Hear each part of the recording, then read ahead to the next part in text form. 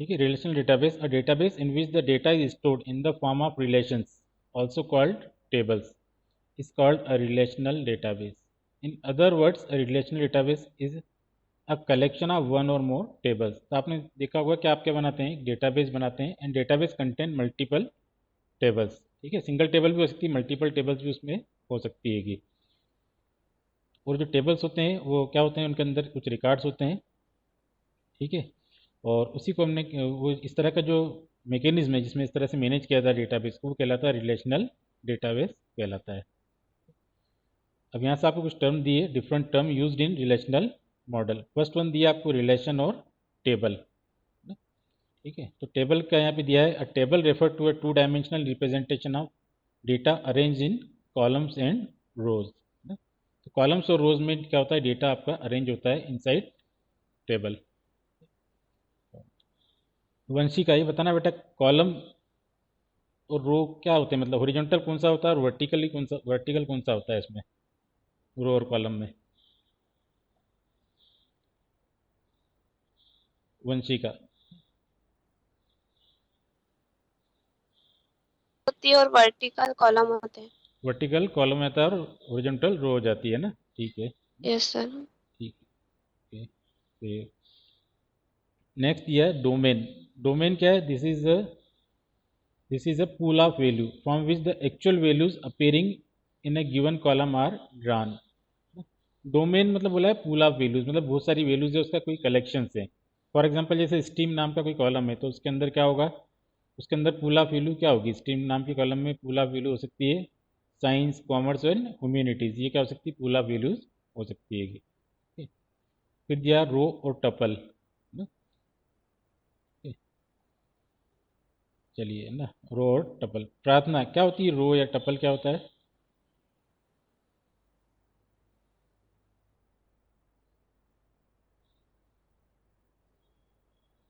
Table की horizontal values जितनी भी है वो रो या टपल कहलाएगी। ठीक है ना, तो हॉरिजॉन्टल सबसेट क्या कहलाते हैं इसमें, रो और टपल कहलाते हैं ना। तो रो क्या रिप्रेजेंट करती है, जैसे एक सिंगल रो है तो क्या रिप्रेजेंट करेगी वो।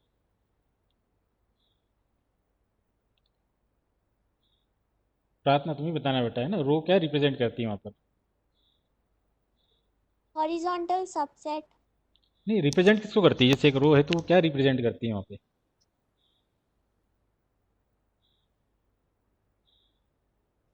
वैल्यूज को। एक रिकॉर्ड को रिप्रेजेंट करती है ना, जो भी एक सिंगल रो है तो वो एक रिकॉर्ड को वहाँ पर रिप्रेजेंट करती है वहाँ पे। ठीक है,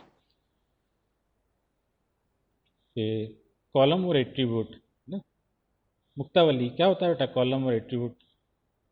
सर वर्टिकल सबसेट जो होते हैं टेबल के, वो वो सर कॉलम या एट्रीब्यूट कॉलम कहलाते या हैं। एट्रीब्यूट कहलाते हैं ना। और एक और नहीं होता है कि एक नाम और होता है कॉलम और एट्रीब्यूट का। सर नहीं पता।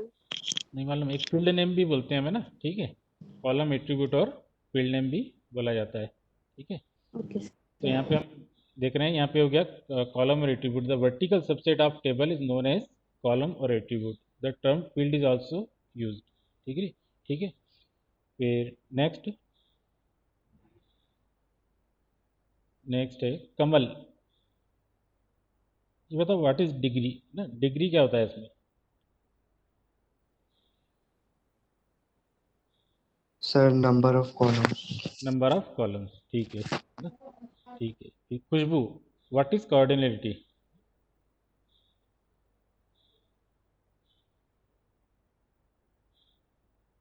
Number of rows. Number of rows है ना। ठीक है, तो डिग्री और कोऑर्डिनेलिटी क्या होती है आपकी, नंबर ऑफ कॉलम्स तो हो जाते हैं डिग्री, और coordinative is the number of rose in a table.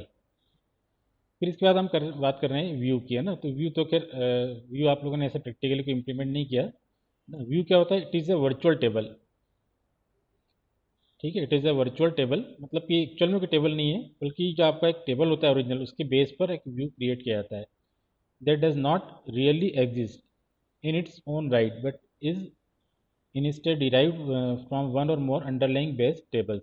ठीक है, ये कहाँ से डिराइव होता है, अंडरलाइंग बेस टेबल्स, मतलब कुछ टेबल्स हो सकती हैं, एक टेबल भी हो सकती है, एक से ज़्यादा टेबल भी हो सकती है, उनसे मिला के एक व्यू बनाया जाता है। तो व्यू का मतलब ये होता है कि जैसे कि मान लीजिए मैंने एक टेबल है, उसके अंदर 20 कॉलम्स हैं ना। अब वो 20 कॉलम, क्योंकि इसमें सेंट्रलाइज डेटाबेस होता है, तो 20 कॉलम्स हैं, तो 20 कॉलम्स जो होंगे वहाँ पर, मान लीजिए कि मुझे कुछ इन्फॉर्मेशन प्रोवाइड करनी है एग्जाम डिपार्टमेंट को, तो एग्जाम डिपार्टमेंट के काम के मान लीजिए कोई 5 कॉलम्स हैं, तो वो 5 कॉलम्स मैं उनको प्रोवाइड करता हूँ। तो वो जो ओरिजिनल टेबल है वो तो रहेगी सही, लेकिन उसके बेस पर वो 5 कॉलम्स उनको वहाँ पर दिखाई देंगे, है ना। और उन कॉलम्स को देख सकते हैं, मतलब उनको फिर क्या करता हूँ, वहाँ पर कुछ राइट देता हूँ कि वो उसको देख सकें, मतलब व्यू कर सकें, या फिर उनको और भी राइट देते हैं कि वो उसको अपडेट कर सकें, है ना, डिलीट कर सकें। इस तरह के राइट भी उनको दिए जा सकते हैं, ना। तो जो आपका ओरिजिनल टेबल है वो तो वैसे ही रहेगा, उसके ऊपर क्या होता है, कुछ व्यू बनाए जाते हैं। व्यू में चाहे तो वो एग्जाम डिपार्टमेंट कुछ रिकॉर्ड ऐड भी कर सकता है, उसमें डिलीट भी कर सकता है अगर आपने उसको राइट दिया है तो। ऐसे ऑफिस के लिए आपने कुछ अलग कॉलम दे दिए, तो क्या होता है, ओरिजिनल टेबल तो वही रहेगा, और उसके ऊपर क्या बनता है, एक वर्चुअल टेबल बन जाता है, इसको व्यू बोलते हैं। ये सिक्योरिटी मैकेनिज्म होता है, मतलब कि आपने सामने वाले को राइट दिया कि उसके ऊपर क्या क्या वर्क कर सकता है, इस तरह से सिक्योर रहता है आपका डेटा। ठीक है। फिर आगे कुछ टर्मिनोलॉजी दी है, उसमें पहले दी हुई है आपको प्राइमरी की। प्राइमरी की, जलज, क्या होता है प्राइमरी की, व्हाट इज प्राइमरी की? Sir, primary key refers to the set of one or more attributes that can uniquely i- identify tuple within the relation. Tuple in the, Tuple within the relation. With in the relation, है ना, पहले तुम बोल रहे थे tuple in the रोज, है ना, tuple with in the relation. ठीक है। तो प्राइमरी की क्या होती है कि primary key is use to uniquely identify a record in a table. ठीक है। तो आप यूनिकली आइडेंटिफाई कर सकते हैं किसी रिकॉर्ड को। जैसे क्लास में बहुत सारे बच्चे हैं, उनके कुछ नाम रिपीट भी हो सकते हैं ना। ठीक है। तो रिपीट हो गए तो वहाँ पर आप उसको बता नहीं सकते। जैसे मान लीजिए मोहन नाम किसी 2 बच्चों का है, तब कौन से मोहन की बात कर रहे हैं, तो वहाँ पे फिर हम उसके लिए क्या करते हैं, रोल नंबर एक प्राइमरी की बना देते हैं, तो उससे आइडेंटिफाई किया जा सकता है कि 101 वाला मोहन है या 102 वाला मोहन है। ठीक, किसकी बात कर रहे हैं हम। तो ये कुछ क्या होती है, प्राइमरी की होती है, जो रिकॉर्ड्स को यूनिकली आइडेंटिफाई करने के लिए यूज़ की जाती है। ये सिंगल ग्रुप कॉलम भी हो सकता है, जिसके बेस पे हम एक प्राइमरी की बना सकते हैं, और एक से ज़्यादा कॉलम की प्राइमरी की भी हो सकती है। कभी टेबल में ऐसी सिचुएशन आती है कि एक सिंगल कॉलम के बेस पर हम प्राइमरी की नहीं बना पाते हैं, तो उस केस में हम क्या करते हैं, एक से ज़्यादा कॉलम्स के कॉम्बिनेशन के बेस पर फिर हम क्या बनाते हैं, प्राइमरी की बनाते हैं। तो वो भी हो सकता है। ठीक है। अच्छा, फिर जलज, ये बता बेटा कि क्या एक टेबल में एक से ज़्यादा प्राइमरी की हो सकती है?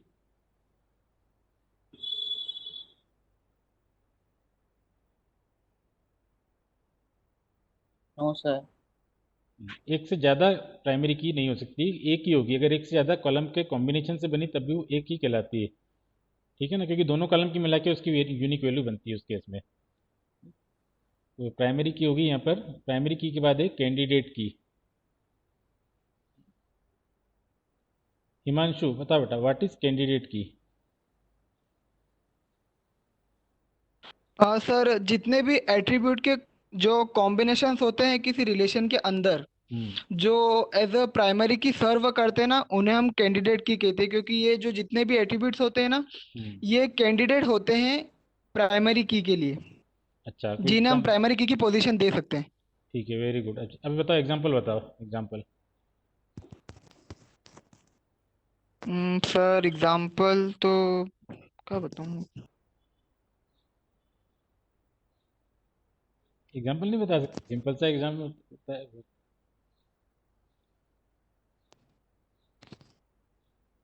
चलो, एक स्टूडेंट टेबल, उसमें क्या हो सकती है कैंडिडेट की, स्टूडेंट टेबल में?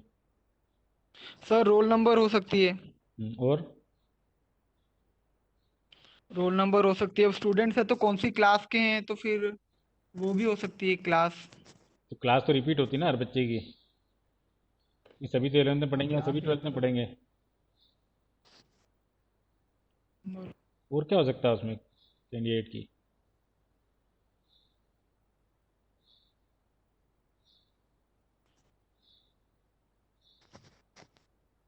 अच्छा बताओ, नेम कैंडिडेट की हो सकता है कि नहीं हो सकता है? सर नेम कैंडिडेट की हम्म। नहीं हो सकता, क्योंकि नहीं, सर अगर उसको प्राइमरी की बनाएंगे तो वो रिपीट होएगा ना, फिर रिपीट प्राइमरी की होगा। रिपीट अच्छा नहीं होती है ठीक है, कभी। चलो ठीक है ना, अच्छी बात। तो देखो, एक तो रोल नंबर हो सकता है आपका वहाँ पर कैंडिडेट की, एक आपका एडमिशन नंबर भी कैंडिडेट की हो सकता है। ठीक है, दोनों ही हो सकते हैं, रोल नंबर और एडमिशन नंबर, ये दोनों आपके वहाँ पे कैंडिडेट की का वर्क कर सकते हैं। फिर उसके बाद दिया आपको अल्टरनेट की। गुंजन, क्या होती है बेटा, व्हाट इज अल्टरनेट की?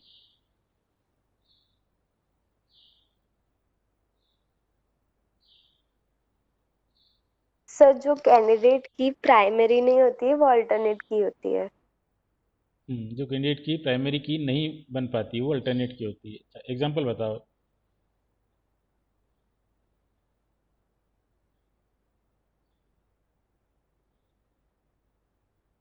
सिंपल है एग्जाम्पल बताने में, तो क्या दिक्कत है इसमें?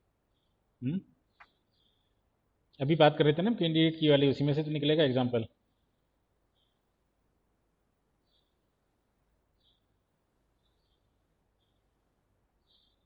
अच्छा बताओ, कैंडिडेट की क्या होती है? गुंजन तुम बताओ बेटा, कोई एग्जाम्पल बता दो कैंडिडेट की का।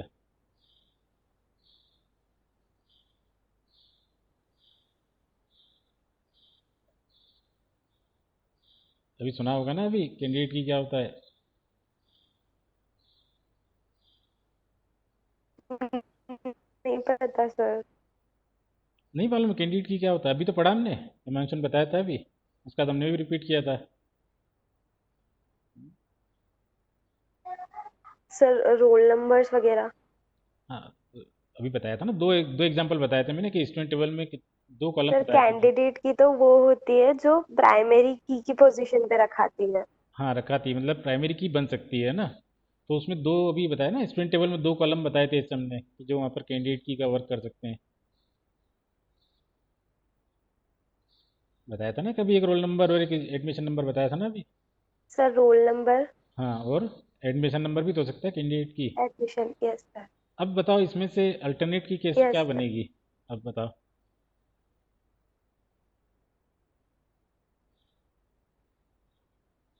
सर एडमिशन नंबर अल्टरनेट हो जाएगी।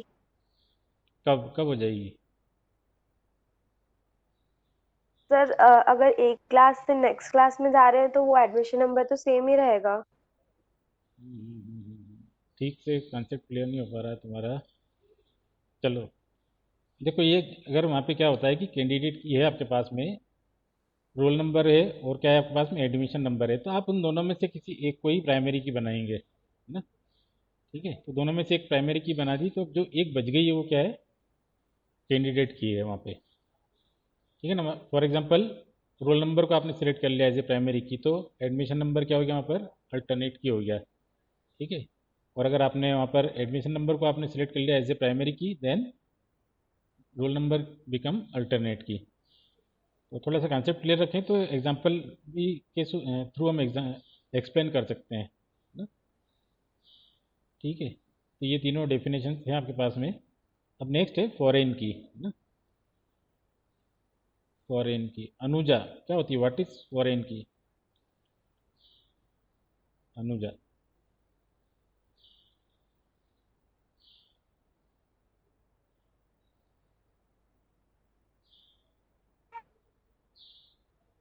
सर एक नॉन की एट्रीब्यूट होता है जो इसकी वैल्यू दूसरी टेबल की प्राइमरी की से ली जाती है। हाँ, it is non key attribute है ना। ठीक है, कुछ values are derive from primary key of column of some other table. ठीक है, तो वो कहलाता है फॉरेन की कहलाता है। अब ये बताओ कि क्या यूज़ होता है इसका, फॉरेन की का क्यों बनाते हैं हम फॉरेन की? अनुजा तुम्हें बताना है बेटा।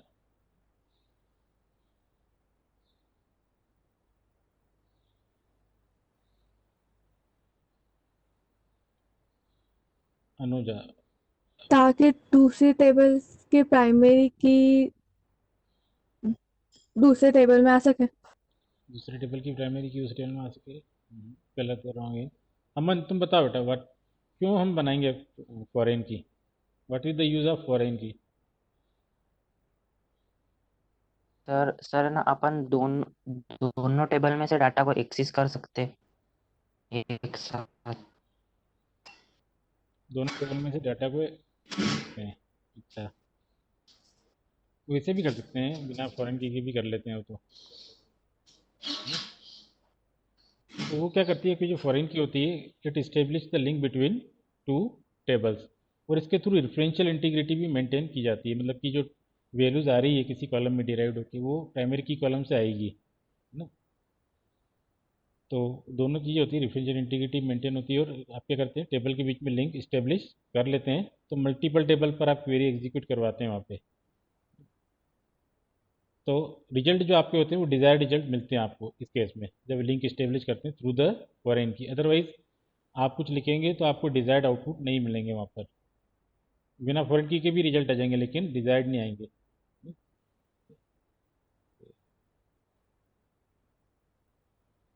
फिर हम बात कर रहे हैं यहाँ पर माई एसक्यूएल की ना। तो माई एसक्यूएल तो क्या है, it is an open source relational database management system, RDBMS software, ठीक है, that use structured query language, it is available free of cost, ठीक है।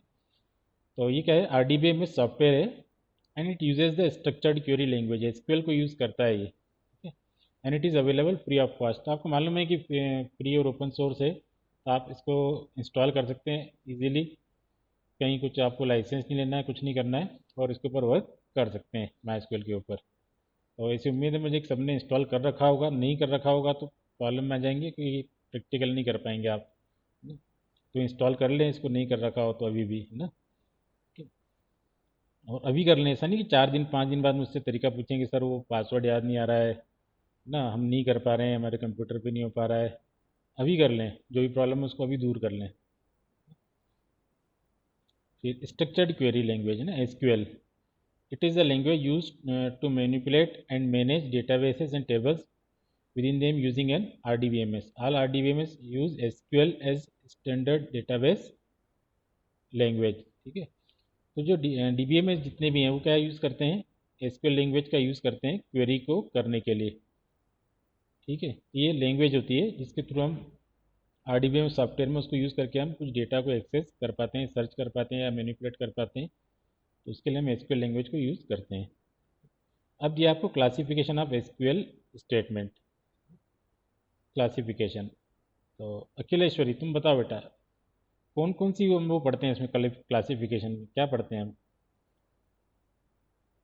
टाइप ऑफ कमांड्स होते हैं ना इसमें MySQL में, अखिलेश्वरी। DDL, हाँ DML हाँ ठीक है, ये और अपने 2 सिलेबस में है, ठीक है ना। हाँ, ये ट्रांजेक्शन कंट्रोल लैंग्वेज भी होती है, ये 2 हमारे सिलेबस में है, DDL and DML। Full form बताओ DDL का। डेटा डेफिनेशन लैंग्वेज, अच्छा, और DML का?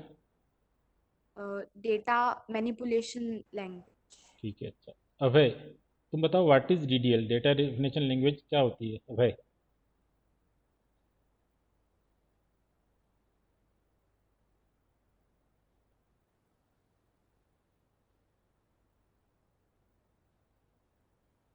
अभय,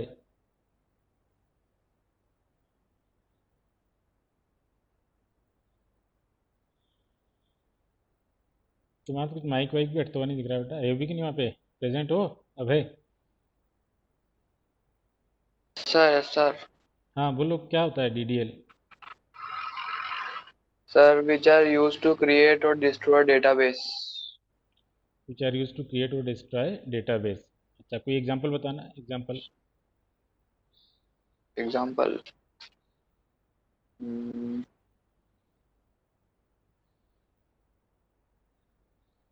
सर create ही तो होता है। क्रिएट,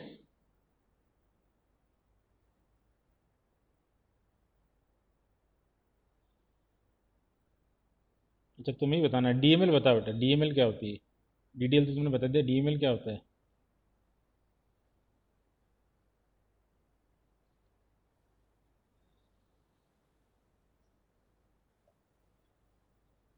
अभय, DML क्या होता है, DML? दूसरा एक सेकंड, हम्म, तो मॉडिफाई करता डाटा को।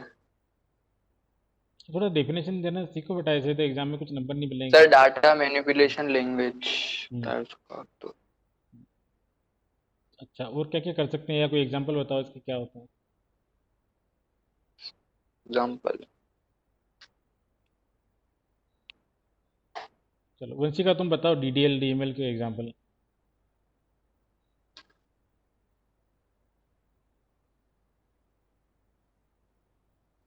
Sorry, insert. इंसर्ट है ना। अच्छा वंशिका तुम बताओ।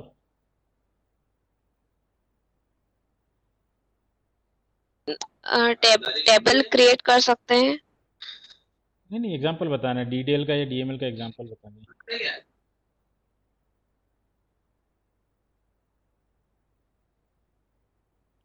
प्रार्थना तुम बताओ बेटा।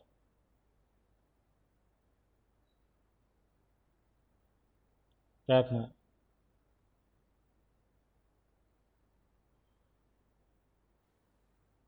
सर DML का एग्जांपल है इंसर्ट। इंसर्ट और नहीं मालूम, बस एक ही मालूम है क्या है।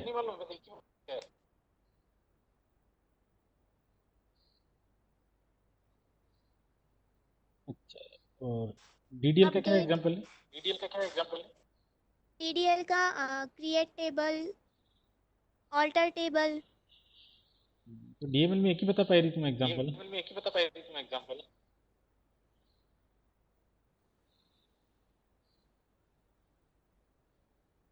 सर DML में अपडेट और इंसर्ट। हाँ अपडेट होता है, सिलेक्ट होता है, चलो ठीक है ना। तो बहुत सारे एग्जांपल है DML में, तो पढ़ते हो DML में ही पढ़ते हैं ज़्यादातर ना। चलिए बंद कर लीजिए अपना माइक। और किसी को कोई डाउट हो तो पूछें, नहीं फिर कल स्टार्ट करते हैं हम आगे पढ़ेंगे कल ना। नहीं है तो क्लास लीव कर सकते हैं बेटा, है ना। ठीक है Thank you, sir.